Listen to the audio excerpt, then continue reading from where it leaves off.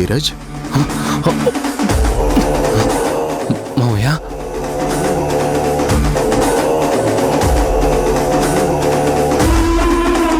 ఇక్కడేం చేస్తున్నావు? నథింగ్ మావయ్య, ఏం లేదు.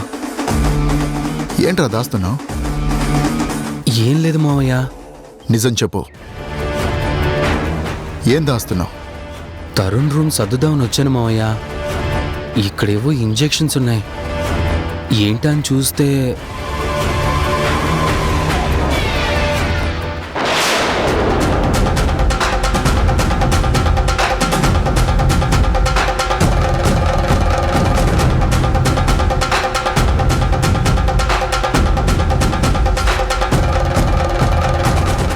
ఎప్పటినుంచి డ్రగ్స్ తీసుకుంటున్నావు?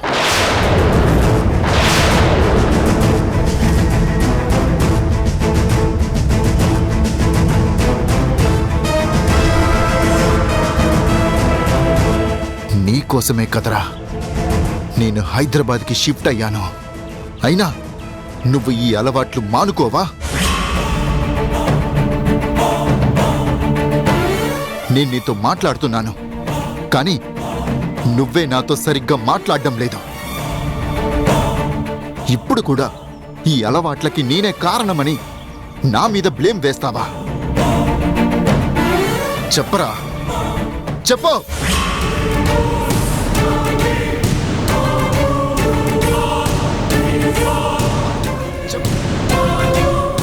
ఒక్కసారి అలవాటయ్యాక ఇవన్నీ మానడం కష్టం మావయ్య. ఇలాంటి అలవాట్లు ఉన్నవాళ్ళు వేరే వాళ్ళ మీద బ్లేమ్ చేస్తారు. డ్రగ్స్ లక్షణమే అంత కదా. పాపం వాడు మాత్రం ఏం చేయగలడు?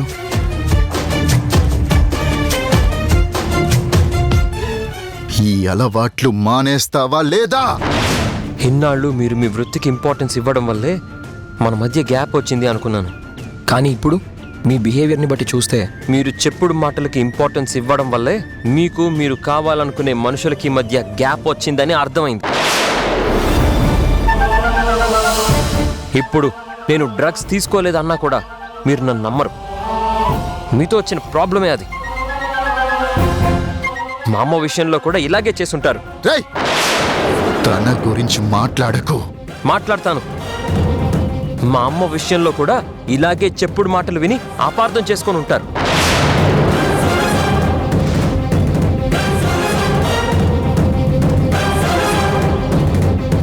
రేయ్, మీ అమ్మ గురించి నీకు తెలీదు. ఊహించుకొని మాట్లాడితే నిజాలు అబద్ధాలైపోవు. She a devil. మా అమ్మ గురించి నాకు తెలియకపోవడం కాదు, మీకు కూడా పూర్తిగా తెలీదు. మీకు తెలిసిందల్లా మీ చుట్టూ ఉన్న వాళ్ళు ఏం చెప్పారో అదే నిజం కావచ్చు అనుకుంటారు. అది నాకు నచ్చదు. రేయ్, ఏంట్రా నేనే తప్పు చేసినట్టు చెప్తున్నావు? రేయ్, గుణ ప్లీజ్. వాడు రే కంట్రోల్ రా.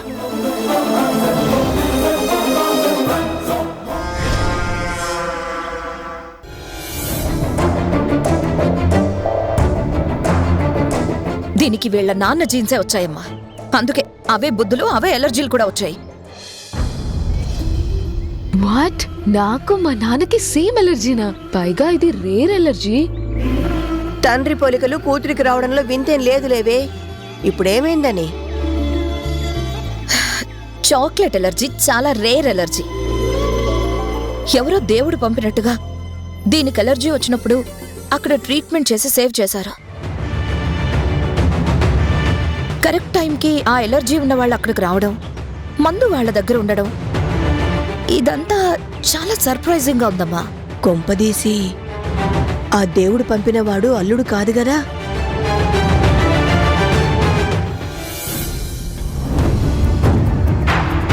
హాయ్ ఆంటీ, మేము మధు ఫ్రెండ్స్. మేము తనని ఒకసారి కలిసి వెళ్దామని వచ్చాం.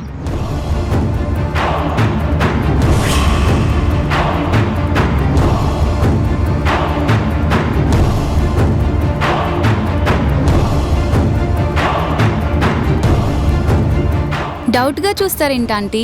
మధుకి చాక్లెట్ ఎలర్జీ వచ్చిందని తెలిసింది. సో ఒకసారి చూసి వెళ్దామని వచ్చాం. అవును ఆంటీ.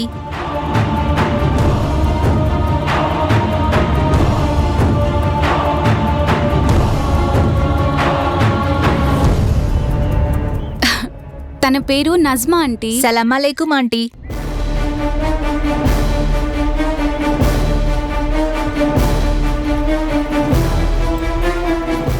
అమ్మా వీళ్ళు నా ఫ్రెండ్స్. నువ్వు ఇంటర్వ్యూలు చేయకు, మీరు లోపలికి రండి. రండి. Bye aunty.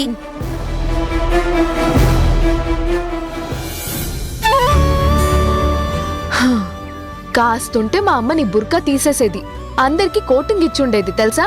హలో, అన్నిటికీ ప్రిపేర్ అయ్యే వచ్చా.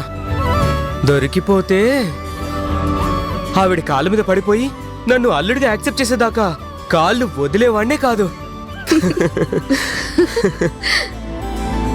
సరే కానీ ఇప్పుడు ఎలా ఉంది? Okay, I'm fine. అక్కడ అంకుల్ ఉన్నారు కాబట్టి సరిపోయింది, లేదంటే రిస్క్ అయిపోయేది. సరే మీరు మాట్లాడుకోండి, నేను రెస్ట్ తీసుకుంటాను. మీ బాతకాని అయ్యాక నన్ను నిద్ర లేపండి. కూర్చో, నీకో ఇంట్రెస్టింగ్ విషయం చెప్తాను. నీకో ఇంట్రెస్టింగ్ విషయం తెలుసా? మా నాన్నకి కూడా చాక్లెట్ ఎలర్జీ ఉందంట. రియలీ? ఐడియా. నువ్వు మాట్లాడుతున్నవే ఆ అబ్బాయిని మీ అమ్మగారి పేరు తెలుసా అని అడగడం కంటే మీ నాన్నగారి పేరు తెలుసా అని అడగడం బెటరు. కానీ నాకు డాడీ పేరు తెలియదు కదా. పోనీ అతన్ని నీకు తెలిసి ఎవరికైనా చాక్లెట్ అలర్జీ ఉందా అని అడుగుదాం. ఉందంటే వాళ్ళ డీటెయిల్స్ అడుగు. Yes, good idea.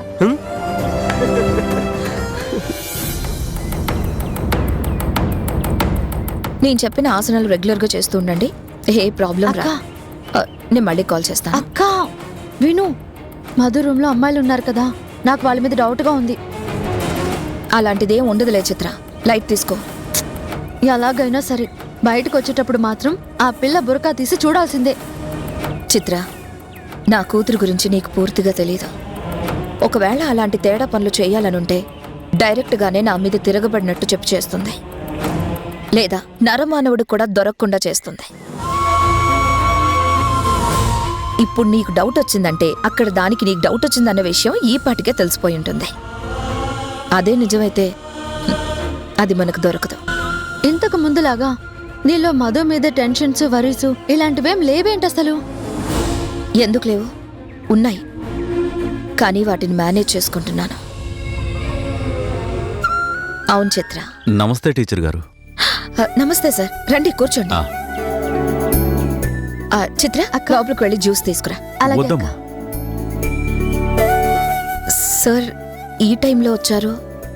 నేను ఈ టైంలో రావడానికి ఒక విశేషం ఉంది టీచర్ గారు. ఈరోజు ఈవినింగ్ మా ఇంట్లో నా పుట్టినరోజు ఫంక్షన్ ఉంది టీచర్ గారు, మీరు తప్పకుండా రావాలి. అలాగే సార్. శివ, ఎమ్మెల్యే గారి బర్త్డే ఫంక్షన్కి వెళ్తున్నాం కదా, ఈవినింగ్ హాస్పిటల్ చూసుకోమని సౌమ్యకి చెప్పు. అలాగేరా. ఫంక్షన్కి మా డాక్టర్ గారు కూడా వస్తున్నారు, మీకు తప్పకుండా పరిచయం చేస్తాను. అలాగే సార్.